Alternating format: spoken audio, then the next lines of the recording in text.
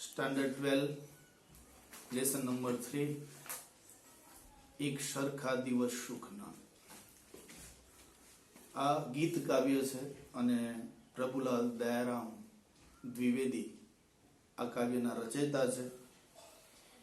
પ્રભુલાલ દયારામ દ્વિવેદીની વાત કરીએ તો ગુજરાતી સાહિત્યના એક નાટ્યકાર તરીકે એમને પ્રસિદ્ધિ પ્રાપ્ત કરેલી છે અને એમનો જન્મ સૌરાષ્ટ્રના વીરપુર ગામમાં થયેલો। એમનું વતન હતું જેતપુર અને જેતપુરની અંદર એમને 4 ચોપડીનો અભ્યાસ કર્યો અને ત્યારબાદ એ કરાચી ગયા। કરાચી જઈ એમને નોકરી કરી અને નોકરી કરતા એ ફાજલ સમયમાં એ ગુજરાતી, હિન્દી અને અંગ્રેજીના પુસ્તકો એમને વાંચ્યા। ઈસવીસન 1916 માં નળ દમયંતી નાટકનું એક દ્રશ્ય એમને પોતે લખ્યું અને ત્યારથી જ એમને રંગભૂમિ ક્ષેત્રે એમના પ્રથમ પગરણ મંડાયા। ત્યારબાદ 1924 માં માલતી માધવ નાટક, આ માલતી માધવ નાટક દ્વારા એક સમર્થ નાટ્યકાર તરીકે એમની પ્રતિભા નોંધાઈ અને ઈસવીસન 1929 માં સૌ પ્રથમ નાટકમાં એમને ખલનાયક બનાવ્યો। ઈસવીસન 1938 માં વડીલોના વાંકે, આ વડીલોના વાંકે નાટક એમનું 500 થી પણ વધારે વાર તેમને ભજવ્યું હતું અને ગુજરાતી રંગભૂમિ પર એમને વિક્રમ સર્જેલો। અને તે વખતે ઉર્દુ ભાષાના તખ્તા પર આ રંગભૂમિની જબરી અસર હતી। ઇતિહાસ, સમાજ અને સાંપ્રત કથાઓ આ નાટકમાં આવરી લઈ નાટક ક્ષેત્રે એમને નવા નવા પ્રયોગો કર્યા અને રંગભૂમિને જે ઉર્દુના તખ્તા પર જે અસર હતી એનાથી તેમને મુક્ત કરી। સાહિત્ય ક્ષેત્રે મૂલ્યવાન નાટકો એમને મુદ્રિત કરેલા છે, જેમ કે વિદ્યા વારિધિ ભારવી, શામે પાર, જગતગુરુ શંકરાચાર્ય।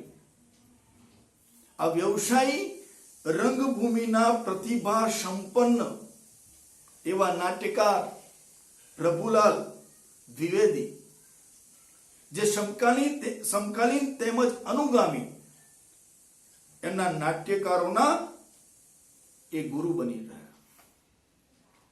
ઈસવીસન 1961 માં ભારત સરકારે તેમને શ્રેષ્ઠ નાટ્યકારનો એવોર્ડ આપ્યો હતો।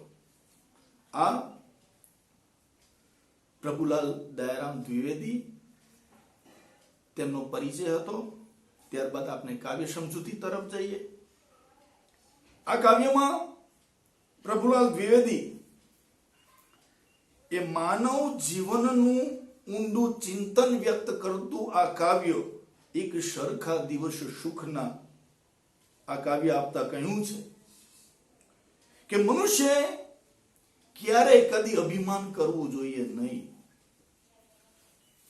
નસીબ પર કદી ભરોસો રાખવો જોઈએ નહીં। કેમ કે ભૂપતિ એટલે રાજા અને રાજામાંથી રંક બનતા કદી વાર લાગતી નથી, તો પછી અભિમાન શા માટે કરવું જોઈએ? મૃત્યુ બાદ ઈશ્વરના દરબારમાં વ્યક્તિએ ભૌતિક સંપત્તિ, પોતાના સ્વજનો એ બધું છોડીને જવાનું છે, કદી સાથે આવતા નથી। ખાલી હાથે આવ્યા છે ને ખાલી હાથે જવાનું છે, તો પછી દુઃખ શા માટે? કવિ નરસિંહ મહેતાએ સુખ દુઃખને ધ્યાનમાં રાખીને કાવ્ય આપ્યું હતું। સુખ દુઃખ મનમાં ન આણીએ, ઘટ સાથે રે ઘડિયા। સુખ દુઃખ કદી મનમાં લાવવું જોઈએ નહીં, એ તો શરીર સાથે જોડાઈને આવે જ છે। ટાળ્યા તે કોઈના નવ ટળે, રઘુનાથ ના જડિયા. કદી ટાળવા જશો તો કદી ટળે નહીં, કારણ કે આ તો ઈશ્વરે જોડીને જ મોકલેલા છે. એટલે સુખ દુઃખ કદી મનમાં લાવવું જોઈએ નહીં. જગતમાં સનાતન સત્ય સમજાવતા કવિ કહે છે કે જે ઉગ્યું છે તે આથમે છે, અને જે ખીલ્યું છે તે કર્માય છે. એ તો કુદરતનો નિયમ છે. જે જન્મ્યું તે જવાનું જ છે. અહીંયા કીધું છે, એક વિચાર વિસ્તારની પંક્તિ છે, અને પંક્તિમાં કીધું છે કે છે જીવનની ઘટમાળ એવી, છે જીવનની ઘટમાળ એવી, દુઃખ પ્રધાન સુખ અલ્પ થકી ભરેલી. માનવ જીવનની ઘટમાળની અંદર, માનવ જીવનની અંદર દુઃખ પ્રધાન અને સુખ અલ્પથી ભરેલું છે. એટલે મનુષ્ય સુખ અને દુઃખ એ સમાન ભાવથી આપને વર્તવું જોઈએ. એને કવિએ કીધું છે કે જીત પર હસતો રહ્યો, જીત પર હસતો રહ્યો ને હાર પર હસતો રહ્યો, ફૂલની સૈયા ગણી અંગાર પર હસતો રહ્યો. હે મુસીબત એટલી, હે મુસીબત એટલી, જિંદા દિલીને દાદ દે, અરે તે ધરી તલવાર તો હું ધાર પર હસતો રહ્યો. એટલે સુખ દુઃખ વ્યક્તિએ સમાન ભાવે ભોગવવા જોઈએ, અને સમાન ભાવે આપણે વર્તવું જોઈએ.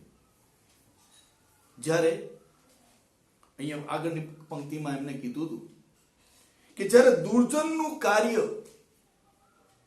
દુર્જનનું કાર્ય શું હોય કે લોકોને હાનિ પહોંચાડવાનું હોય, લોકોને પરેશાન કરવાનું હોય.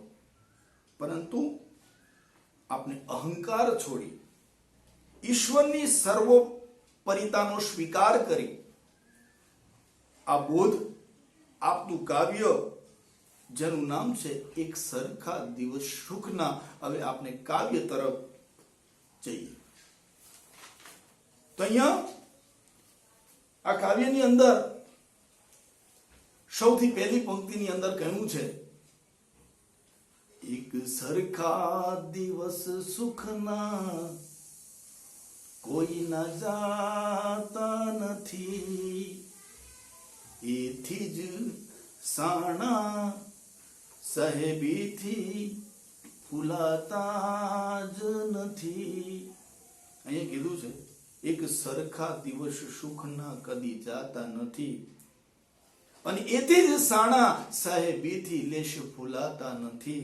અહીંયા એક સરખા દિવસ સુખના કોઈના જતા નથી ભાઈ. એટલે સાણા એટલે કોણ? તો કે સમજુ લોકો. અને સમજુ લોકો કદી સાહેબી એટલે ધન દોલત નું અભિમાન કરતા નથી, જે સમજદાર લોકો. અહીંયા બીજી પંક્તિમાં કીધું, ભાગ્ય રૂઠે કેરી છે એની તમા એને નથી, એ જે સુરા મુસીબત જોઈ મુંઝાતા જ નથી. નસીબ સાથ આપે કે ન આપે, એમને તમા એટલે દરકાર નથી. એને સુરા, એ જે સુરા મુસીબત જોઈ મુંઝાતા જ નથી. એ સુરા એટલે સુરવીરો કદી મુસીબતને જોઈને ડરતા નથી એટલે મુંઝાતા નથી.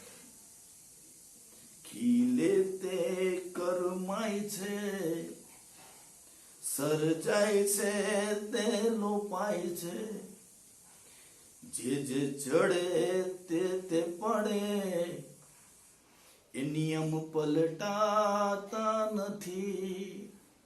અહીંયા કીધું છે કે જે ખીલે છે તે કરમાવાનું જ છે, જેનું સર્જન થાય છે તેનો સંહાર થવાનો જ છે, અને જેની ચડતી આવવાની છે તેની પડતી આવવાની છે. એ કુદરતી નિયમ છે, એ સનાતન કાળથી ચાલ્યો આવતો નિયમ છે. એ કે નિયમમાં કદી ફેરફાર થવાનો નથી. અહીં ચોથી પંક્તિમાં કહે છે, સમય બડો બલવાન છે, નહીં પુરુષ બલવાન. કાબે અર્જુન લૂંટાયો એ ધનુષ્ય એ જ બાણ. સમય બડો બલવાન છે, મનુષ્ય બલવાન નથી. કાબે કાબે એટલે શ્રી કૃષ્ણ કાબા સ્વરૂપ, કાબાનું રૂપ લઈને જ્યારે અર્જુન પાસે આવ્યા હતા, અર્જુનને અભિમાન હતું પોતાની શક્તિનું, છતાં એની પાસે, અર્જુન પાસે હથિયાર હોવા છતાં એ કાબાના હાથે લૂંટાયો. એ જ શક્તિ, એ જ એને શસ્ત્રનું અભિમાન, છતાં એ કાબા સ્વરૂપે શ્રી કૃષ્ણ એને લૂંટી લીધો. સજ્જન આ સંસારમાં ગર્વ છોડતા શીખ. ભાગ્ય ફૂટ્યું ત્યાં ભૂપતિ ભમતો માંગે ભીખ. અહીંયા કીધું છે કે સજ્જન, હે સજ્જન, આ સંસારમાં ગર્વને, ગર્વ એટલે અભિમાનને તો તું ત્યાગ કરતા શીખી જા. કારણ કે ભાગ્ય ફૂટે એટલે જ્યારે નસીબ દગો દે ત્યારે ભૂપતિ, ભૂપતિ એટલે રાજા, રાજા બી રંક બની જાય છે. આગલી પંક્તિમાં કીધું છે, ધન જન સંપત સાહેબી કોઈ નયાવે સાથ. ઈશ્વરના દરબારમાં જાવું ખોલે હાથ. ધન, જન, જન એટલે સ્વજન, સંપત એટલે સંપત્તિ, અને સાહેબી એટલે વૈભવ, આ સાથે આવતા નથી. અને ઈશ્વરના દરબારમાં જ્યારે મનુષ્ય જાય છે તો ફક્ત ને ફક્ત એને ખાલી હાથ, ખાલી હાથ એટલે ખુલ્લે હાથ જવાનું છે. આગલી પંક્તિમાં કહે છે, ડરવાનું દુષ્કર્મથી એ જ જીવનનો સાર. મરવાથી ડરવું નહીં, મરવું એક જ વાર. દુષ્કર્મથી ડરવાનું છે, અને દુષ્કર્મથી ડરવું એ જ જીવનનો સાર છે. વ્યક્તિનું મૃત્યુ એક જ વાર આવવાનું છે. પછી મૃત્યુનો ભય શા માટે રાખવો જોઈએ? મૃત્યુનો ભય રાખવો જોઈએ નહીં. આ પંક્તિમાં સમજાવ્યું છે. અને નેક્સ્ટ પંક્તિમાં કીધું, હું પદથી હળવા થશો, હું પદ કરો ન કોઈ. ધાર્યું આપણું ધૂળ છે, હરિ કરે શો હોય. હું પદ એટલે અભિમાન. અભિમાનથી તમે માન ગુમાવી દેશો, એટલે અભિમાન કરવું જોઈએ નહીં. અને કદી ધાર્યું કદી આપનું થતું નથી. એ તો ધૂળ સમાન છે, એને ધૂળ સમાન છે, એટલે કદી આપનું ધાર્યું થાય નહીં. એ તો ઈશ્વરનું ધાર્યું થવાનું છે. એ પંક્તિમાં સમજાવતા આગળ કહે છે, પડતા પડ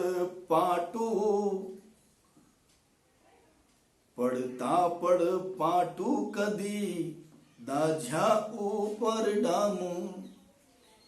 દઈશ ના કોઈને કદી એ દુર્જનનું કામ. અહીંયા કીધું કે પડતા પડ પાટું મારવું અને દાઝ્યા પર ડામ દેવો. કોઈની મુશ્કેલી હોય અને કોઈની મુશ્કેલીમાં ઓર મુશ્કેલી વધારવી એટલે પડતા પર પાટું મારવું એવું કહેવાય. અને એ કામ કોનું છે? એ તો દુર્જન લોકોનું કામ છે, સજ્જનોનું કામ નથી.